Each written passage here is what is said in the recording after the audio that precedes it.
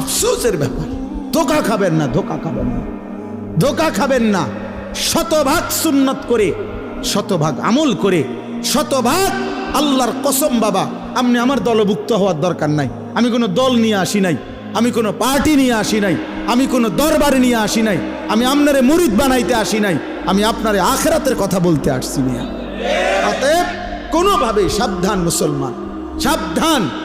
রাসূলুল্লাহ সাল্লাল্লাহু আলাইহি ওয়াসাল্লামের অনুসরণবিহীন, সুন্নাত মানাবিহীন নবীজির ভালোবাসা দাবি করা এটা ধোঁকা আর প্রতারণা ছাড়া আর কিচ্ছু না, কিচ্ছু না। ধোঁকা দিবেনও না, ধোঁকা খাবেনও না, কাউকে ধোঁকা দিয়েন না, ধোঁকা দিয়েন না।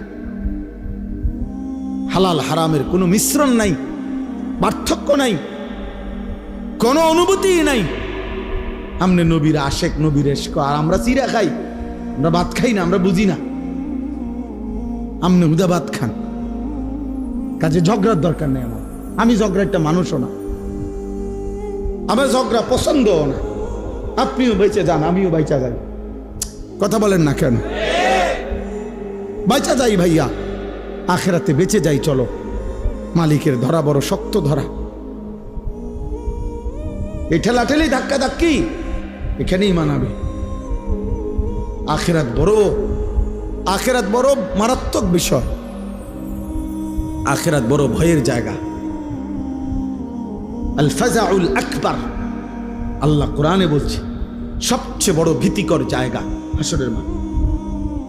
হাসরের মাঠ, হাসরের মাঠ। ১.৫ লক্ষ আম্বিয়া দিন রাত কেঁদেছেন হাসরের মাঠের ভয়ে।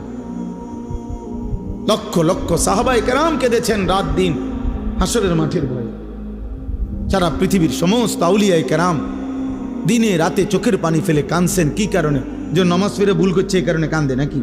রোজা রেখে ভুল অপরাধ করছে এই জন্য কাঁদছে? হাসরের মাঠের ভয়ে কাঁদছে। নাহলে কান্দে কেন ওনারা? উনি তো নামাজ পড়ছেই, উনি কান্দবো কিত্ত তাহলে? উনি তো রোজা রাখছেই, উনি কান্দে কা?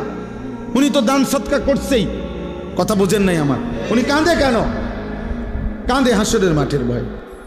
হাসরের মাঠের ভয়ে যাহা যদি আল্লাহ প্রত্যাখ্যান করে, যদি আল্লাহ গ্রহণ না করে, যদি আল্লাহর কাছে কবুল না হয় তো কি হবে?